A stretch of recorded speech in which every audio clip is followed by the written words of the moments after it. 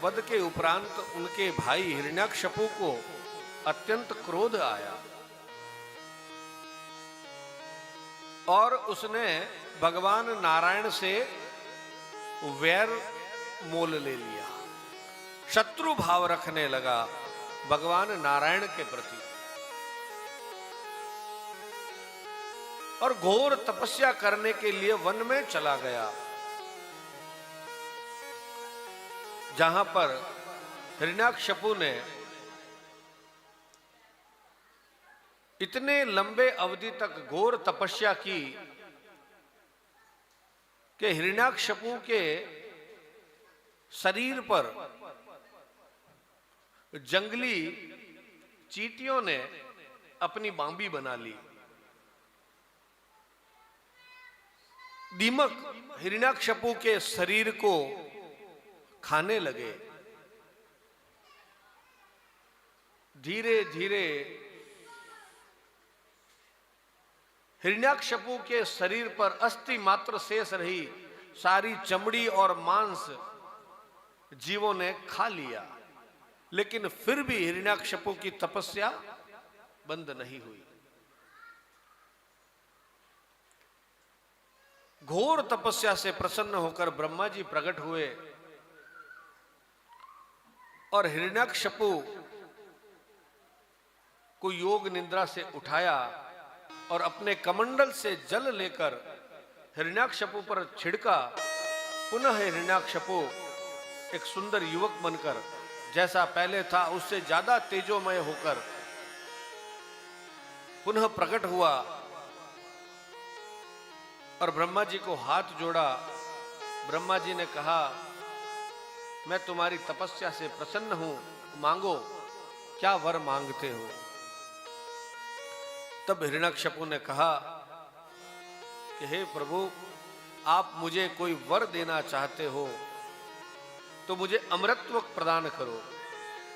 तब ब्रह्मा जी ने कहा कि अमरत्व देना मेरे हाथ में नहीं है, कुछ और मांग सकते हो तो मांगो। तब हिरण्याकशपु ने कहा कि हे ब्रह्मा जी,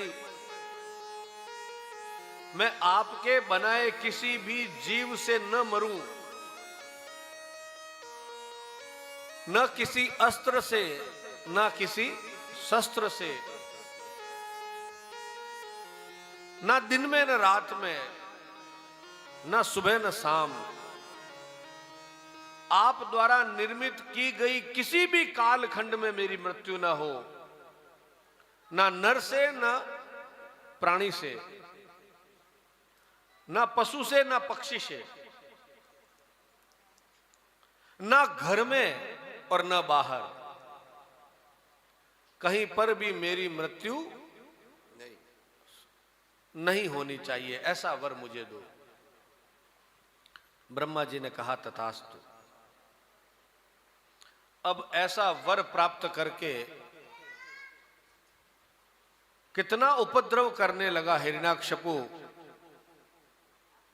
चारों ओर हाहाकार मच गए। देवता भी अपने अपने स्थानों को छोड़कर छिप गए। इंद्रासन पर भी हिरण्याकशपु का राज हो गया। सृष्टि में चारों ओर हाहाकार मच गया।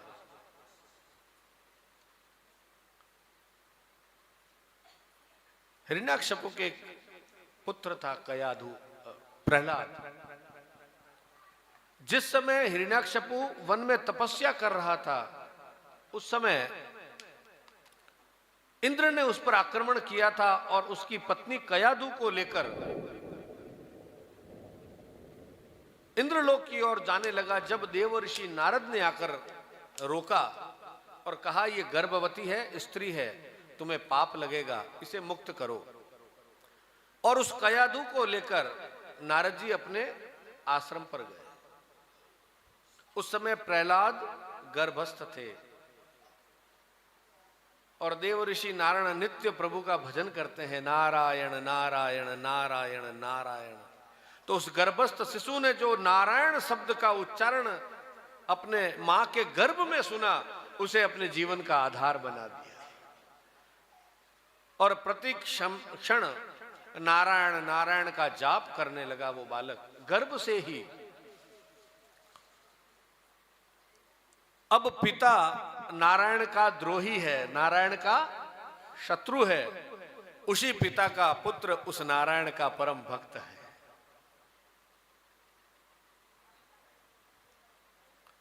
प्रहलाद जब नारायण को जपते तो हिरण्यकशिपु क्रोध से भर उठते।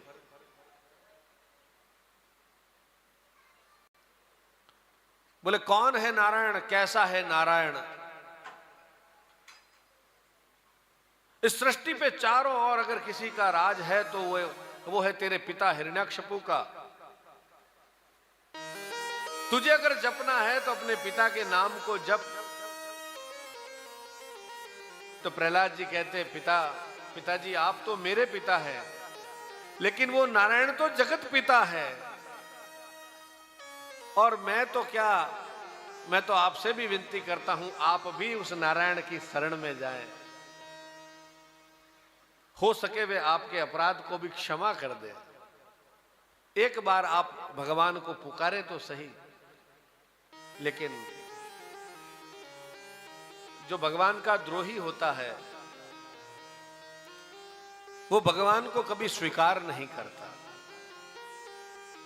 और हिरण्यकशिपु तो फिर आदि दैत्य है, उसे अपने नाम के अतिरिक्त किसी के नाम की प्रशंसा सुनने की आदत नहीं। तरह तरह से उसने प्रताड़ित किया अपने ही पुत्र को।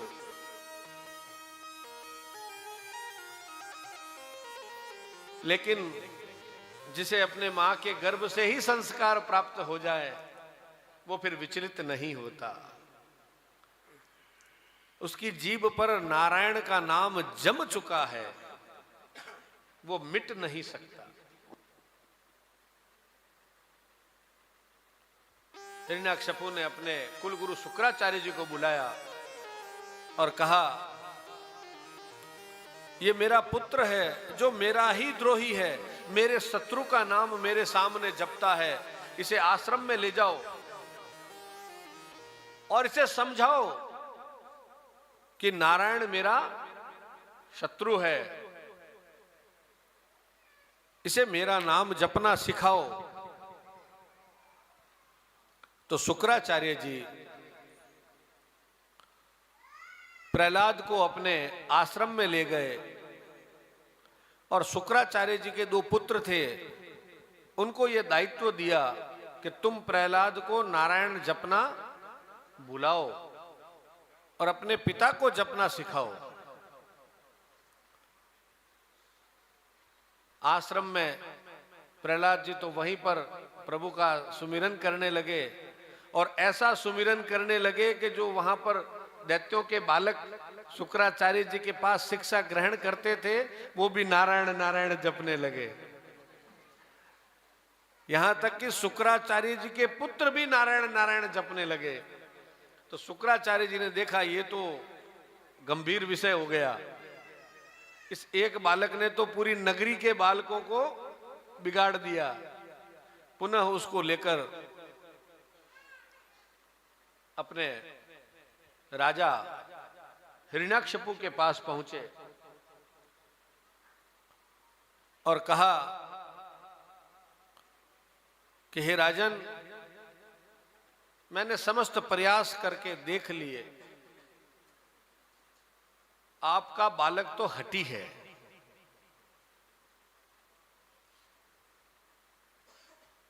तब हिरण्यकशिपु का क्रोध अत्यंत बढ़ गया और अपने पास खड़े अपने ही पुत्र को सिंहासन से दूर फेंक दिया और कहा इसे हाथियों से कुचलवा दो, ऐसे पुत्र का न होना ही अच्छा है।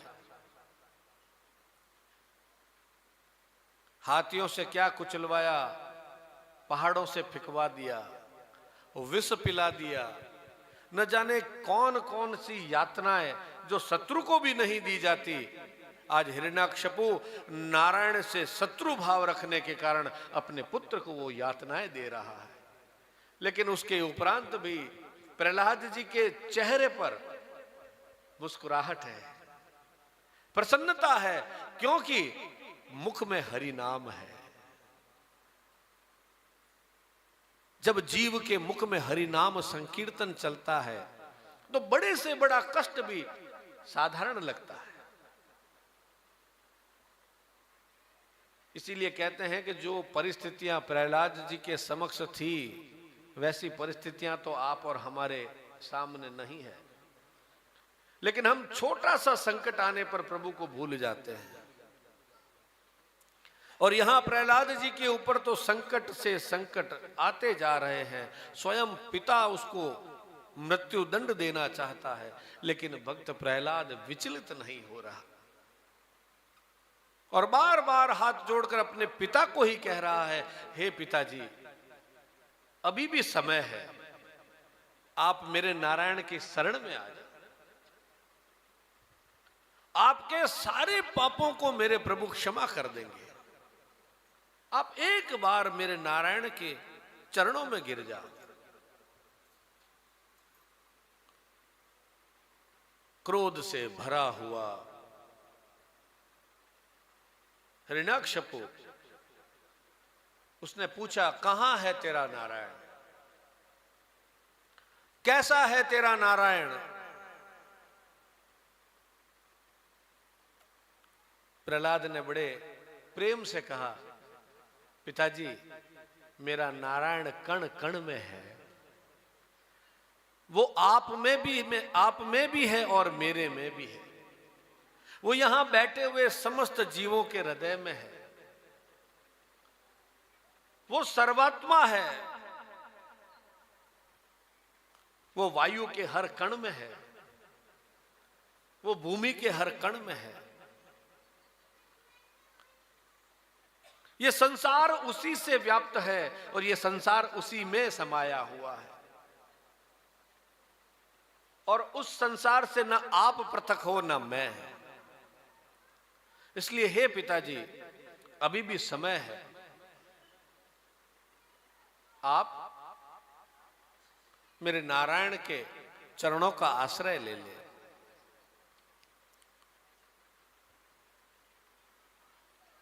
लेकिन हिरण्याकश्यपु तो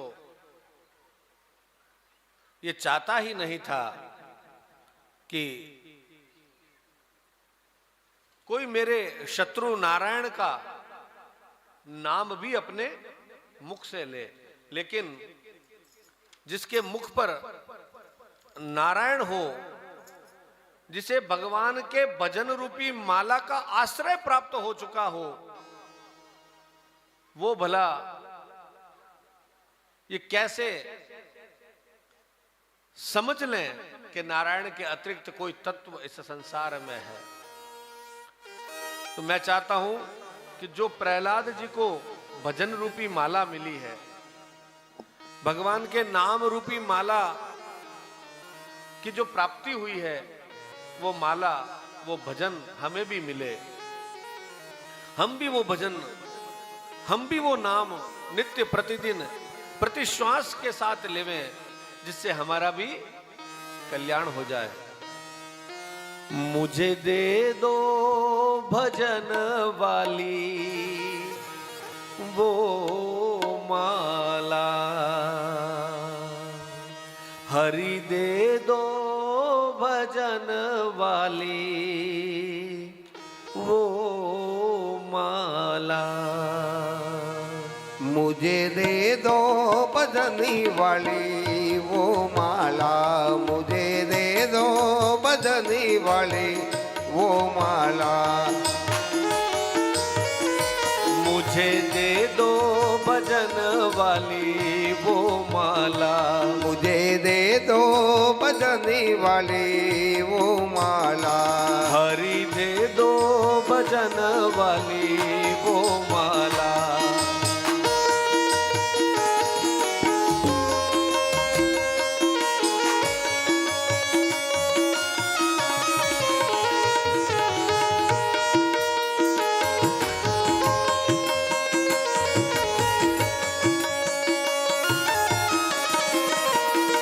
मुझे दे दो भजन वाली वो माला। हरि दे दो भजनी वाली वो माला।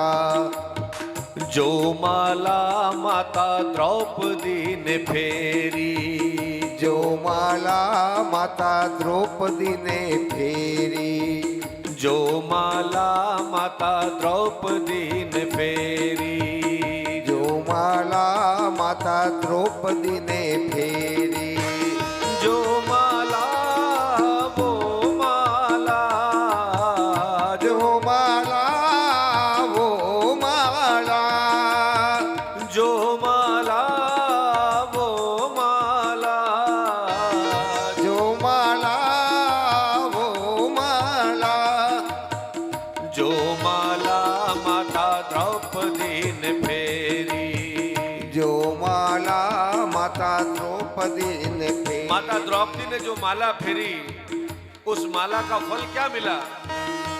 देखो चीर बढ़ा गए नंद लाला, देखो चीरी बढ़ा गए नंद लाला। मुझे दे दो भजन वाली वो माला। हरि दे दो। हमारे बीच भक्त प्रहलाद जी पधारे, स्वागत कीजिए। बोलिए भक्त प्रहलाद की। मुझे दे दो भजन वाली वो माला। मुझे दे दो बजने वाली वो माला।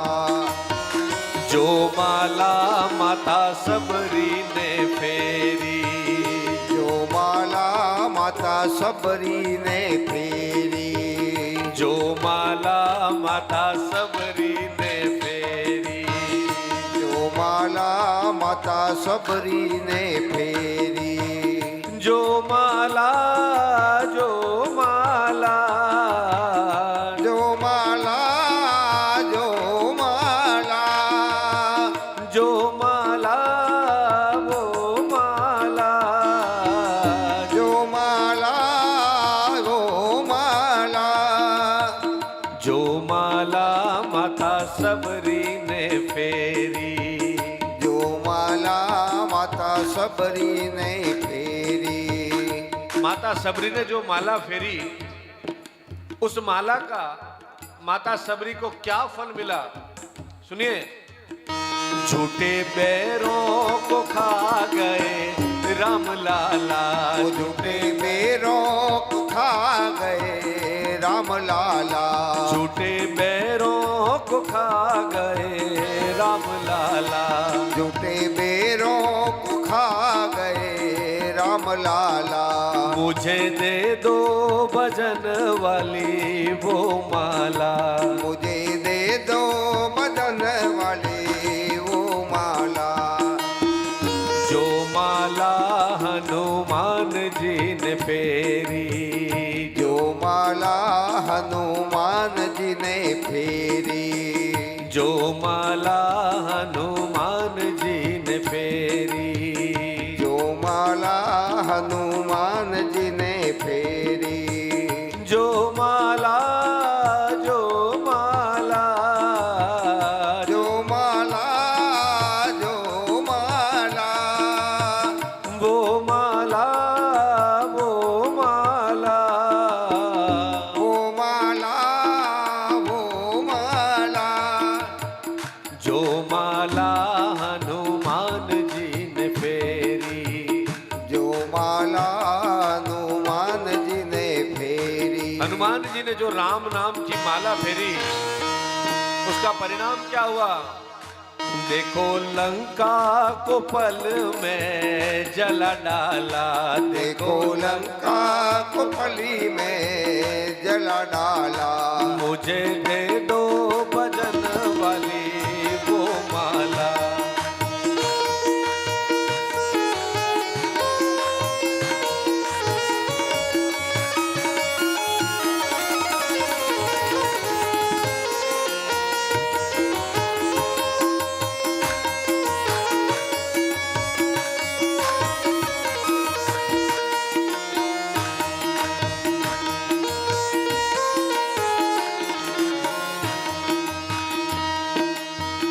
जो माला बाई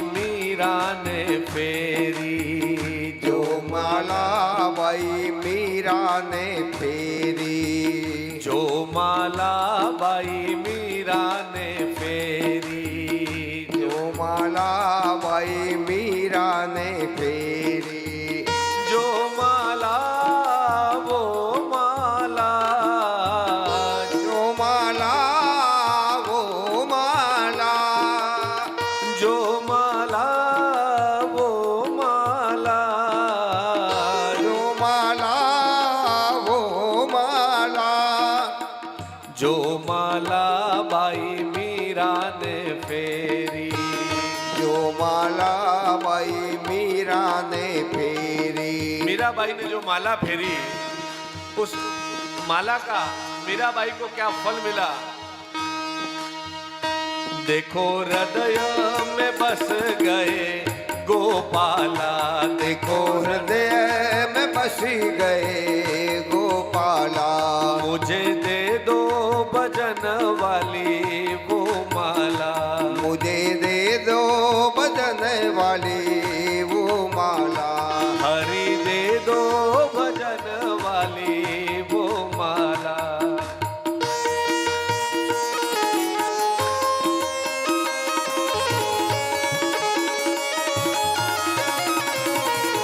बोलिए भक्त प्रहलाद की। इतनी सुंदर झांकी भक्त प्रहलाद जी की। और देखिए प्रहलाद जी की झांकी भी नहीं है, आप हरिनाम संकीर्तन भी कर रहे हैं। इतना सुंदर मनोहर, और भक्त के दर्शन करने से ऐसा लगता है कि साक्षात प्रभु ही खड़े हैं। बोले कृष्णचंद्र भगवान की। और देखिए आज नरसिंह चतुर्दशी भी है, और आज हमारी कथा में साक्षात भगवान नारायण नरसिंह रूप में प्रकट होने वाले हैं। बोले नरसिंह भगवान की। तो हिरण्यकशिपु ने पूछा, कहां है तेरा नारायण, कौन है तेरा नारायण?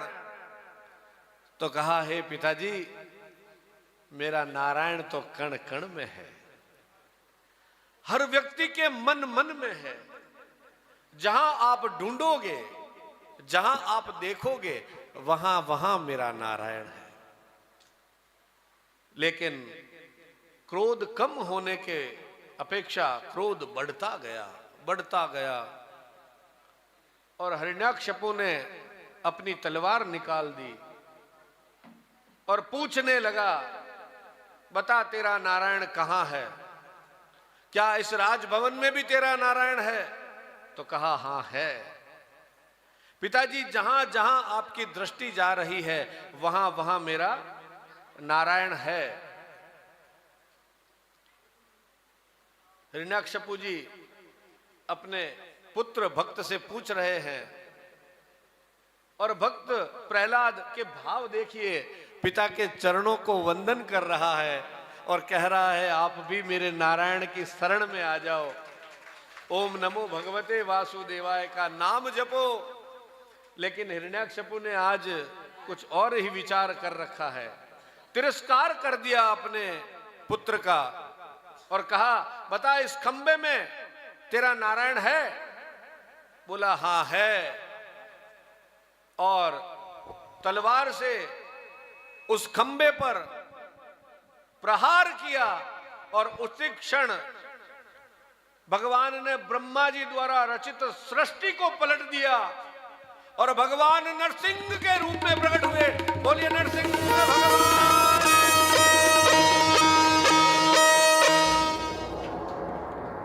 और देखते ही देखते भगवान का जो स्वरूप है, आधा नर का, आधा पशु का, सिंह का, उसने वचन दिया था, ना मनुष्य से, ना प्राणी से, ना जीव से, ना पशु से, ना पक्षी से। तो कहा, देख हिरण्यकशिपु देख ले, ना मैं नर हूं ना मैं पशु हूं। इस घड़ी ना सुबह है ना शाम है, ना दिन है ना रात है, गोधूली वेला है। ये ब्रह्मा द्वारा रचित सृष्टि भी नहीं है। अधिक मास का निर्माण किया प्रभु ने, अपने भक्त के रक्षार्थ सृष्टि के नियमों को बदल दिया। और हिरण्यकशिपु झपट पड़ा अपने प्रभु पर।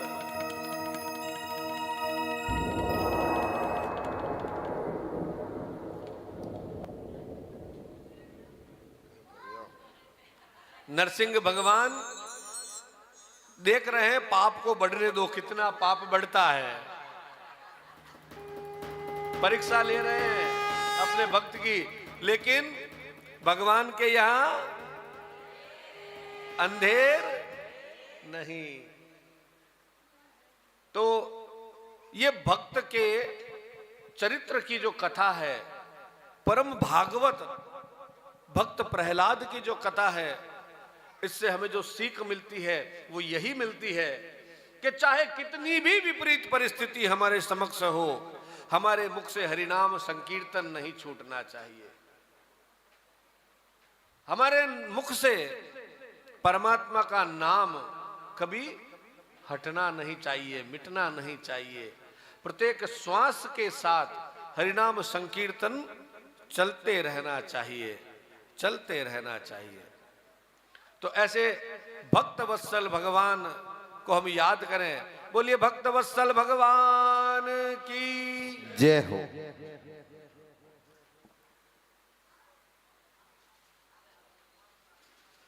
भगवान का हम सभी प्रतीक्षा कर रहे हैं कि अति शीघ्र प्रभु पधारे, अपने भक्त का उद्धार करे और जय और विजय के प्रथम जन्म हिरण्याक्ष का तो उद्धार हो चुका वरा अवतार में, और हिरण्याक्षपु का उद्धार करने के लिए भगवान नरसिंह के रूप में प्रकट हो रहे हैं। बोलिए नरसिंह भगवान की जय हो। और देखते ही देखते नरसिंह भगवान ने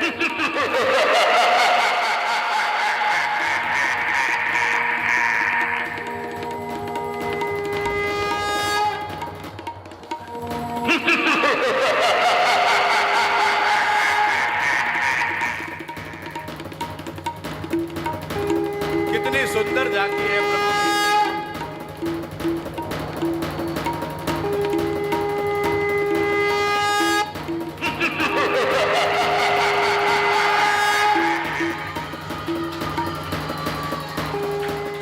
देखिए अब नरसिंह भगवान कह रहे हैं हिरण्यकश्यपु से, ना मैं तुझे अस्त्र से मार रहा हूं, ना शस्त्र से, मैं तुझे अपने इन हाथों के नाखूनों से मार रहा हूं। ना तू घर में है, ना तू घर के बाहर है, घर की ड्योढ़ी पर मैं तुझे मार रहा हूं। ना तू धरती पे है, ना तू आकाश में है, तुझे मैं अपनी गोद में लिटा के मार रहा हूं। और ये कहते हुए भगवान नरसिंह ने अपने दोनों हाथों से दुष्ट हिरण्याकश्यपु के पेट को चीर डाला। बोलिए नरसिंह भगवान की।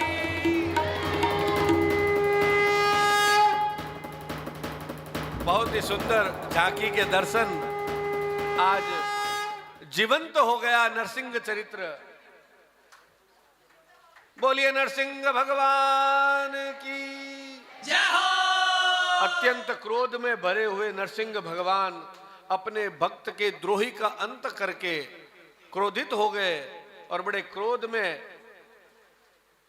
नरसिंह भगवान के समक्ष जाने को कोई तैयार नहीं।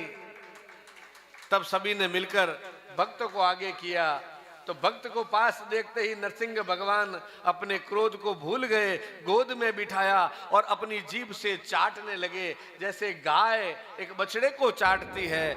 हमारे नरसिंह भगवान हमारे भक्त प्रहलाद जी को चाटने लगे और बड़ी ही प्रसन्नता के साथ अपने भक्त की रक्षा करी। प्रभु ने वो स्वरूप धारण किया जिसका कोई विचार नहीं कर सकता, सोच नहीं सकता, लेकिन भक्त के रक्षार्थ प्रभु न जाने कैसे कैसे और कितने रूप धरते हैं। और ये एक क्रोध का अवतार प्रभु ने आज धारण किया अपने भक्त